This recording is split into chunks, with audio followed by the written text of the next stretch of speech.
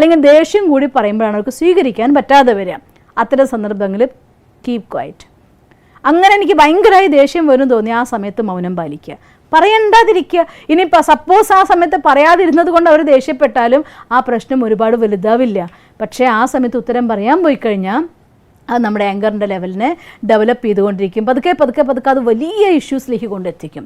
അതുകൊണ്ട് എനിക്ക് എൻ്റെ ഇമോഷൻസിനെ കൺട്രോൾ ചെയ്യാൻ പറ്റാത്ത രീതിയിൽ പ്രവഹിക്കുന്നു എന്ന് തോന്നിയാൽ ആ സമയത്ത് പോസ് ചെയ്യുക, മൈൻഡിനെ കാമാക്കുക.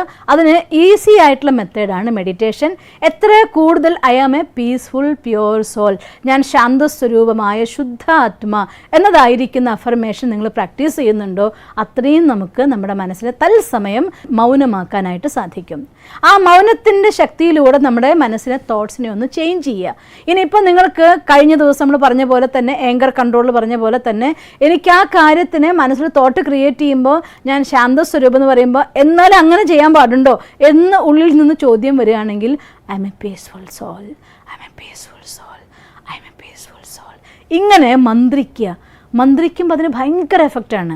നിങ്ങൾ കേട്ടിട്ടുണ്ടായിരിക്കും കമ്മ്യൂണിക്കേഷനിൽ ഏറ്റവും നല്ല കമ്മ്യൂണിക്കേഷൻ നടക്കുക എപ്പോഴും മന്ത്രിക്കുന്ന സമയത്താണ്. നമ്മൾ നമ്മളോടായി തന്നെ മന്ത്രിക്കുമ്പോൾ. അതാണ് ഋഷി മുനിമാർ മന്ത്രം ഉച്ചരിക്കുന്ന സമയത്ത് ഇപ്പോഴും കണ്ടിട്ടുണ്ടോ, പൂജയ്ക്കും കാര്യങ്ങൾക്കും അമ്പലത്തിലൊക്കെ മന്ത്രം ഉച്ചരിക്കുമ്പോൾ അവർ ഉറക്കുറക്കെ പറഞ്ഞ് മന്ത്രം ഉച്ചരിക്കുകയല്ല ചെയ്യാറ്, വിസ്പർ ചെയ്യുക ചെയ്യുന്നത്.